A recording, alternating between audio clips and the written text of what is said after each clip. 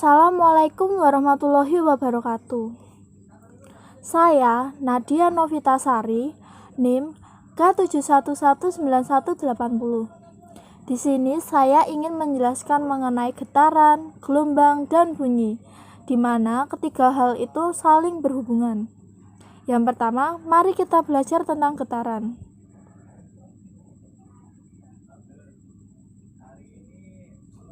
Apa itu getaran? Getaran adalah gerakan bolak-balik secara periodik melalui titik keseimbangannya.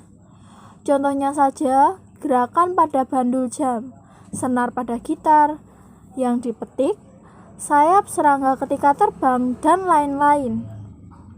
Pada peristiwa tersebut, benda-benda dapat bergetar karena adanya usikan.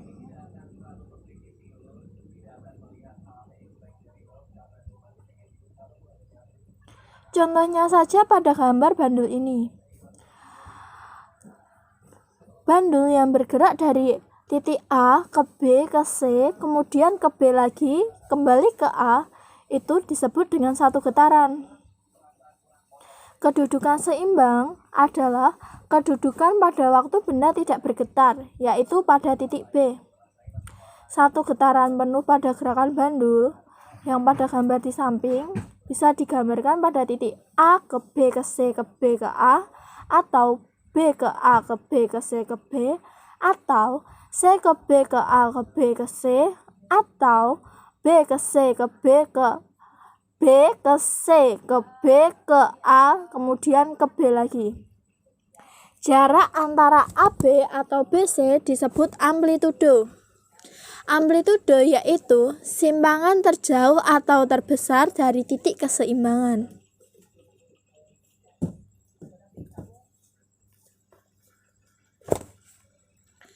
Frekuensi dan periode pada getaran. Periode getaran yaitu waktu yang diperlukan untuk menempuh satu getaran. Pada periode getaran bandul tidak dipengaruhi oleh amplitudo, tetapi dipengaruhi oleh panjang tali bandul. Rumusnya yaitu T sama dengan T per N. Periode sama dengan waktu untuk menghasilkan N getaran per banyaknya getaran. Frekuensi getaran yaitu banyak getaran yang dapat dilakukan oleh benda dalam waktu 1 detik. Frekuensi getaran dirumuskan sebagai berikut. F sama dengan N per T. Frekuensi sama dengan banyaknya getaran per waktu untuk menghasilkan getaran. Nah, hubungan antara frekuensi dan periode dinyatakan sebagai T sama dengan 1 per F atau F sama dengan 1 per T.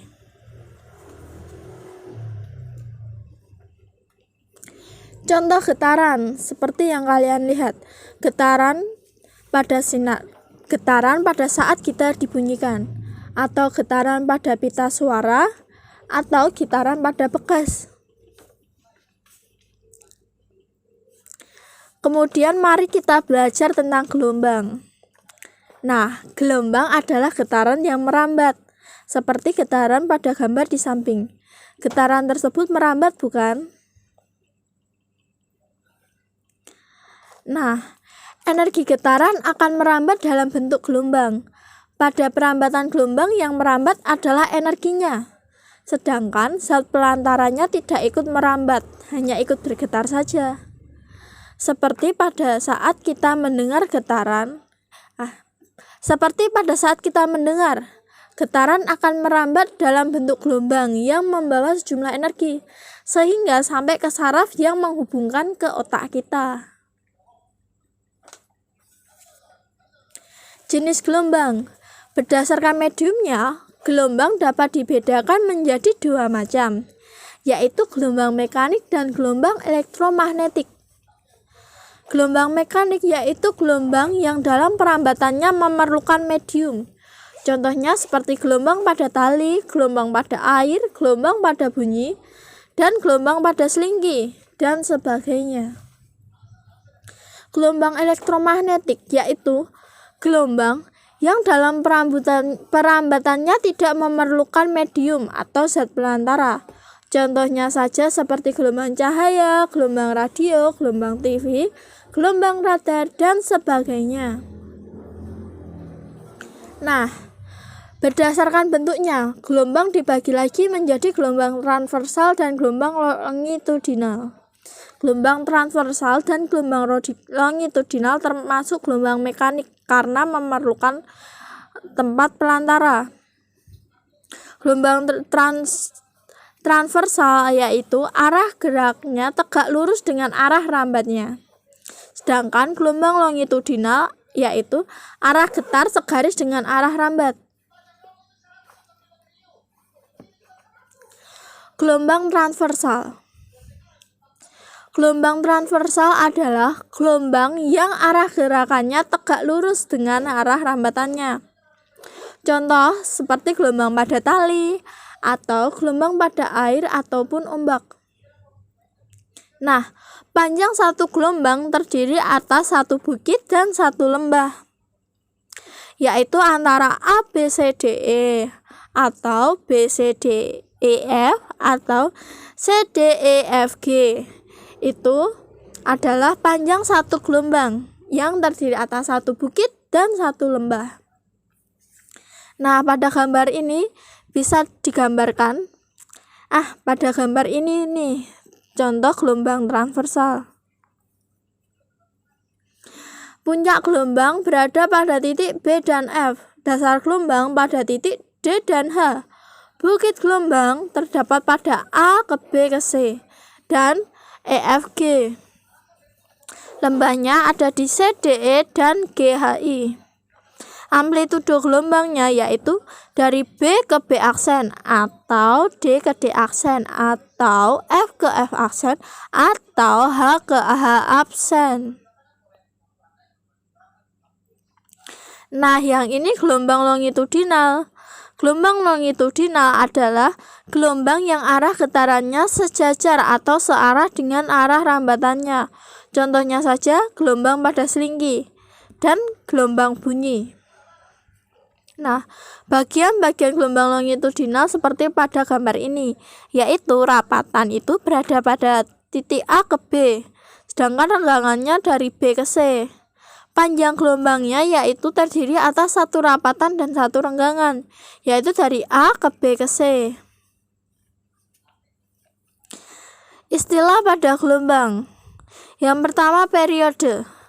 Periode adalah waktu yang diperlukan untuk menempuh satu gelombang.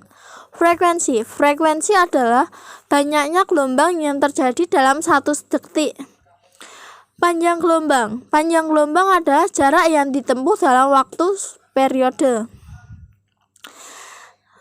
Lalu cepat rambat gelombang. Cepat rambat gelombang adalah jarak yang ditempuh gelombang dalam satu detik. Hubungan antara panjang gelombang, periode, frekuensi, cepat rambat gelombang dapat digambarkan pada rumus ini, yaitu V sama dengan lambda per T, atau cepat rambat gelombang sama dengan panjang gelombang per waktu. Kemudian V sama dengan lambda kali F. Cepat rambat gelombang sama dengan panjang gelombang per frekuensi. Kemudian V sama dengan S per T. Cepat rambat gelombang sama dengan jarak tempuh per waktu. Kemudian seperti yang tadi, T sama dengan 1 per F dan F sama dengan 1 per T. Kemudian mari kita belajar tentang bunyi. Apa itu bunyi?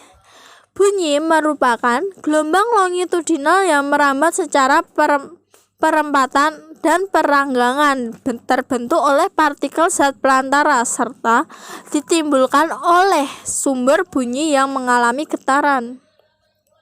Jadi, gelombang bunyi adalah salah satu bentuk energi. Energi bunyi tersebut berasal dari benda yang bergetar. Getaran yang merambat disebut gelombang, seperti yang kita pelajari tadi.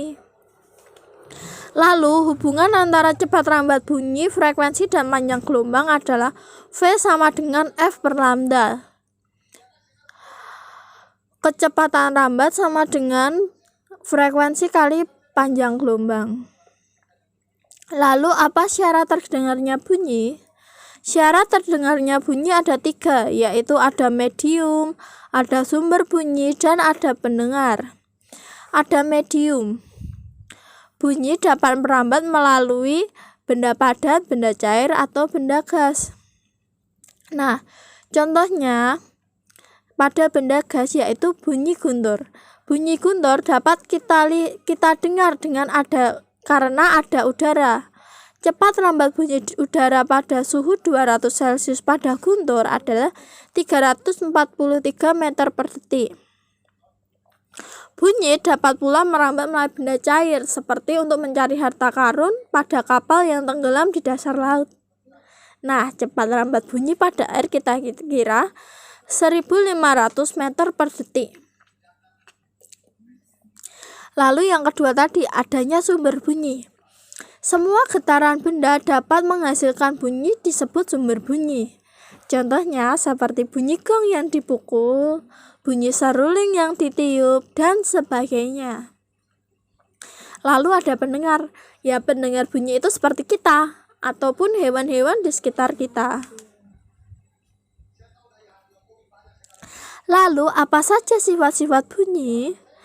Sifat-sifat bunyi meliputi 1. Resonansi. Resonansi adalah ikut bergetarnya molekul udara dalam kolom udara akibat getaran benda. Dalam beberapa alat musik akan menimbulkan efek bunyi yang merdu. Peristiwa resonansi terjadi sesuai dengan getaran udara pada pipa organ tertutup. Jadi, resonansi pertama akan terjadi jika panjang kolom udara di atas air 1/4 lambda. Resonansi kedua 3/4 lambda. Resonansi ketiga 5/4 lambda, dan seterusnya. Hal itu akan menyebabkan perbedaan bunyi.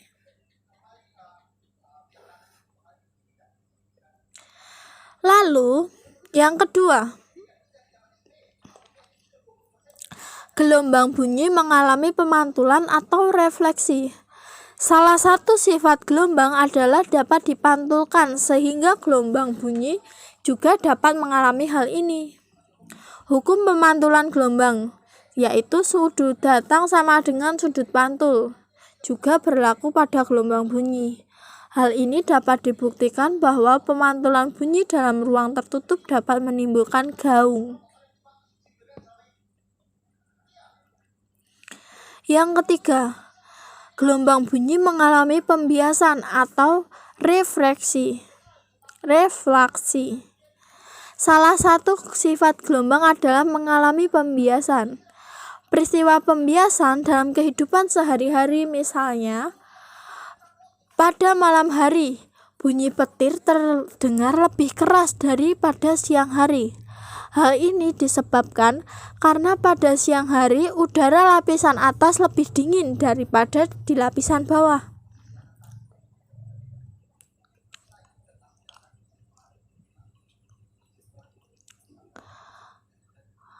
Karena cepat lambat bunyi pada suhu dingin lebih kecil daripada suhu panas, maka kecepatan bunyi dilapisi udara atas lebih kecil daripada dilapisi udara bawah, yang berakibat medium lapisan atas lebih rapat dari medium lapisan bawah. Hal ini sebaliknya jika pada malam hari, jika terjadi pada malam hari. Jadi, pada siang hari bunyi petir merambat dari lapisan udara atas ke lapisan udara bawah. Untuk lebih jelasnya, hal ini dapat kalian lihat pada Google atau pada yang lain. Lalu sifat yang keempat, gelombang bunyi mengalami pelenturan atau difraksi. Gelombang bunyi sangat mudah mengalami difraksi karena gelombang bunyi di udara memiliki panjang gelombang dalam rentang sentimeter sampai beberapa meter. Seperti yang kita ketahui bahwa gelombang yang lebih panjang akan lebih mudah didifraksikan. Peristiwa difraksi terjadi misalnya saat kita dapat mendengar suara mesin mobil di tikungan jalan, walaupun kita belum melihat mobil tersebut karena terhalang oleh bangunan tinggi di pinggir tikungan. Lalu sifat yang kelima, gelombang bunyi mengalami perpaduan atau interferensi. Gelombang bunyi mengalami gejala perpaduan gelombang atau interferensi, yaitu yang dibedakan menjadi dua, yaitu interferensi konstruktif atau penguatan bunyi dan interferensi destruktif atau pelemahan bunyi. Contoh interferensi bunyi misalnya waktu kita berada di antara dua buah loudspeaker dengan frekuensi dan amplitude yang sama atau hampir sama, maka kita akan mendengar bunyi yang lebih keras atau dan lemah secara bergantian. Bagaimana cara mengukur intensitas bunyi? Tinggi rendahnya bunyi ditentukan oleh frekuensi, sedangkan intensitas atau kuat lemahnya bunyi ditentukan oleh amplitudo. Intensitas bunyi dinyatakan dengan persamaan I sama dengan P per A. Intensitas bunyi sama dengan daya bunyi per luas bidang yang ditembus gelombang. Batas intensitas bunyi yang dapat kita dengar yaitu antara 1 watt per meter persegi sampai dengan 10⁻12 watt per meter persegi. Intensitas terkecil ini disebut intensitas ambang pendengaran.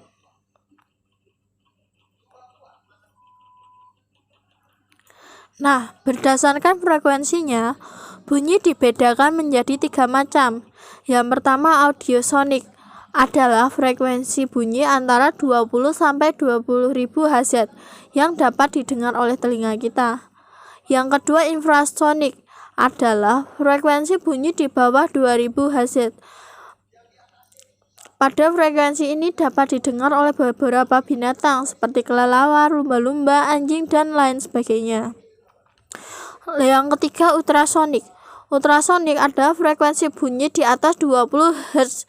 Dalam teknologi, frekuensi bunyi ini digunakan untuk mengukur kedalaman laut. Terus, apa sih karakteristik bunyi? Karakteristik bunyi ada beberapa macam, di antaranya nada. Nada adalah bunyi yang frekuensinya teratur. Yang kedua, desah. Desah adalah bunyi yang frekuensinya tidak teratur. Yang ketiga, timbre adalah warna bunyi, berupa keseluruhan kesan pendengaran yang kita peroleh dari sumber bunyi setelah dipengaruhi oleh resonansi dan zat pengantar. Warna bunyi adalah bunyi yang frekuensinya sama tetapi terdengar berbeda. Yang keempat adalah dentum. Dentum adalah bunyi yang amplitudenya sangat besar dan terdengar mendadak. Lalu, bagaimana cepat rambat bunyi? Cepat rambat bunyi dipengaruhi oleh jenis medium perambatannya. Medium udara, air, zat padat, dan suhu akan menghasilkan cepat rambat bunyi yang berbeda-beda. Semakin padat suatu medium, makin rapat pula partikel di dalam medium dan makin kuat gaya kohesi di antara partikel medium tersebut. Sehingga suatu bagian dari medium yang bergetar akan menyebabkan bagian lain ikut bergetar secara cepat. Demikian pula dengan suhu suatu medium. Makin tinggi suhu suatu medium, maka makin cepat getaran partikel-partikel dalam medium tersebut, sehingga proses perpindahan getaran akan semakin cepat.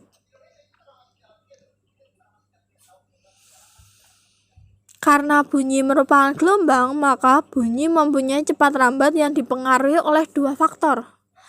1. Kerapatan partikel medium yang dilalui bunyi.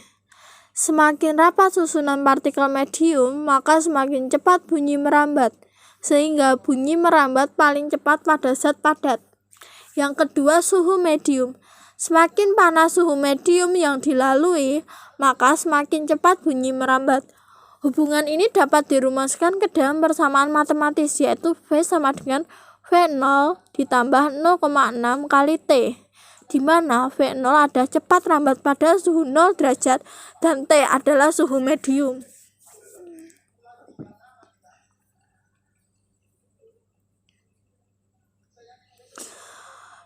Apa saja macam-macam bunyi? Bunyi berdasarkan frekuensinya dibedakan menjadi 3 macam, yaitu infrasonik, audiosonik, dan ultrasonik.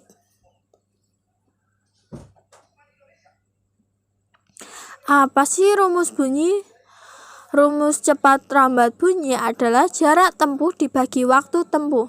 V sama dengan S per T, atau lambda sama dengan V per F, atau lambda sama dengan V per T. Suhu udara yang lebih panas atau lebih dingin dapat mempengaruhi kecepatan bunyi, seperti yang saya jelaskan tadi. Semakin rendah suhu udara, maka cepat rambat bunyi semakin cepat karena partikel udara lebih banyak. Bagaimana bunyi dapat memantul? Bunyi pantul dibedakan menjadi 3 macam, yaitu 1. Bunyi pantul, yaitu adalah bunyi pantul itu memperkuat bunyi asli, yaitu bunyi pantul yang dapat memperkuat bunyi asli biasanya terjadi pada keadaan antara sumber bunyi dan dinding pantul. Jaraknya tidak begitu jauh, kurang lebih 10 meter. Kurang dari 10 meter. Yang kedua, gaung. Gaung adalah bunyi pantul yang terdengar hampir bersamaan dengan bunyi asli. Biasanya terjadi pada jarak antara 10 sampai 20 meter. Sehingga bunyi asli menjadi tidak jelas.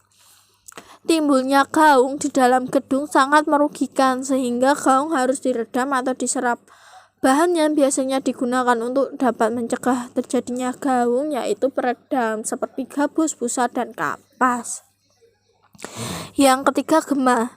Gema adalah bunyi pantul yang terdengar setelah bunyi asli. Biasanya terjadi pada jarak lebih dari 20 meter. Gema terjadi jika bunyi yang dipantulkan oleh suatu permukaan seperti tebing, pegunungan kembali kepada kita segera setelah bunyi asli dikeluarkan, meskipun suara yang dihasilkan lebih lemah dari bunyi asli. Apa saja yang mempengaruhi kekuatan bunyi? Bunyi yang kuat berbeda dengan bunyi yang tinggi. Kekuatan bunyi tidak ditentukan oleh frekuensi bunyi, tetapi oleh amplitude, resonansi, dan jarak. Amplitude adalah lebar getaran atau simpang getaran yang dibuat oleh sumber bunyi. Semakin lebar getaran, semakin kuat pula bunyinya. Resonansi berarti ikut bergetarnya sejalan dengan getaran bunyi. Biasanya dilakukan oleh benda pada bagian terdekatnya, dan sedikit banyak kejadian ini akan menambah kekuatan sumber bunyi. Contohnya gitar. Walaupun sumber bunyinya pada senar, namun kekuatan bunyinya lebih berasal dari kotak kayunya. Sebab udara di dalam kotak itu pelaku resonansi yang justru lebih kuat daripada sumber bunyinya, sehingga kotak tersebut dinamakan kotak resonator.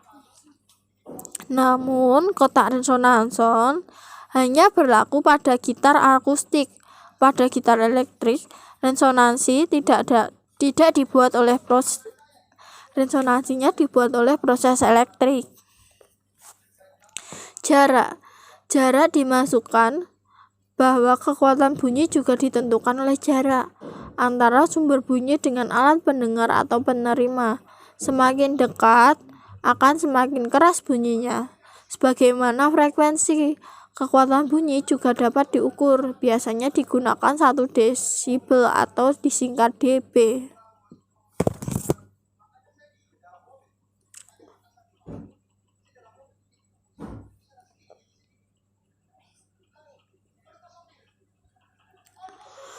Prinsip pemantulan bunyi dapat dimanfaatkan pada alat USG atau ultrasonografi dan mengukur kedalaman laut. Untuk mengetahui kedalaman laut dengan menggunakan rumus S sama dengan V kali T per 2. Kedalaman laut sama dengan kecepatan bunyi kali waktu per 2. Apa saja manfaat bunyi dalam kehidupan? Dengan adanya bunyi, maka ada musik. Dengan adanya tanda nada, umat manusia menjadi lebih manusia. Nada-nada dilantunkan sebagai ekspresi pemikiran, motivasi, dan emosi. Yang kedua, tentu kita pernah tahu apa yang disebut USG atau ultrasonografi, sebagaimana mendengar metode untuk menghasilkan janin. Walaupun penggunaan gelombang ultrasonik kalah akurat dengan sinar X atau Roentgen, namun belum pernah ditemukan hingga saat ini efek samping dari penggunaan gelombang ultrasonik dibandingkan dengan penggunaan sinar X. 3. Penggunaan bersama-sama gelombang ultrasonik dan sifat pemantulan digunakan dalam alat yang disebut sonar, Sound Navigation Ranking. Bermanfaat untuk mengukur kedalaman laut, mendeteksi ranjau kapal tenggelam, letak palung laut, dan letak kelompok ikan. Yang keempat, selain di laut, di darat pun gelombang ultrasonik dapat digunakan untuk mendeteksi kandungan minyak dan mineral dalam bumi. Yang kelima, pemantulan bunyi dapat digunakan untuk mengukur panjang lorong gua atau menyelidiki kerusakan logam. Terima kasih, sekian presentasi saya. Maaf bila banyak kurangnya. Wassalamualaikum warahmatullahi wabarakatuh.